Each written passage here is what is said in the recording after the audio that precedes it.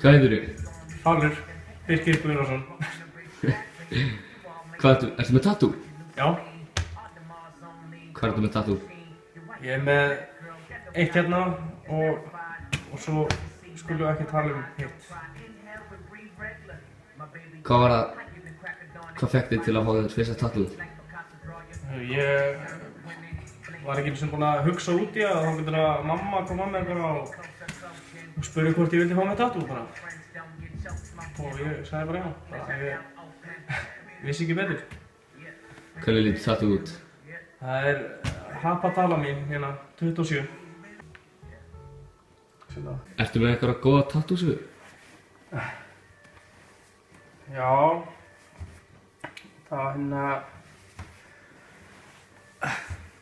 þá var ég á jamminu og endaði hjá einhverjum ónefndum aðilum í partíi og það var tattooer þar og og þeir fannst alveg voða fyndið að nota mig sem svona smá tilraunadýr og prófa svona eitthvað nýtt, þannig að ég bara stökk í það og ákvað að gera það. Þannig að, já, það er smá vandræðalegt en þannig að við skulum tala kannski ekki það. Blessaður. Sæll vinur minn. Hvað heitirðu? Sindri Þór Jónsson. Sindri Þór Jónsson. Mikið rétt. Ertu með tattoo? Nokkur. Hvað ertu með mörg tattoo? Nóg mörg. Nei, tjók maður aldrei með nóg mörg.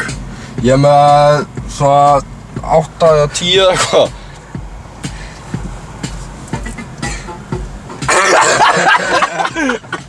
Hvað var til þess að fækst þér fyrsta tattoo? Það er amma mín, Herdís.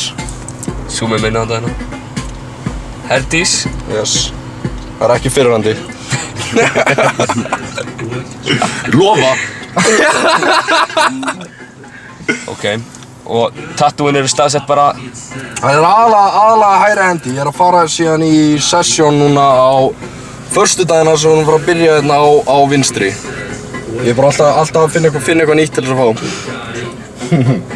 Svo þá á ég nóga peningu líka. Nóga þeim. Svo ég get fengið mig tattoo hvenær sem er.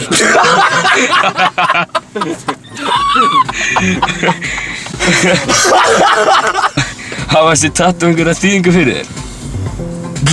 Já, þetta er það eina. Hitt er bara eitthvað svona skraut, skilur. Ég er alveg með suma minningar og svona, en ekkert eitthvað sérstakt, sko.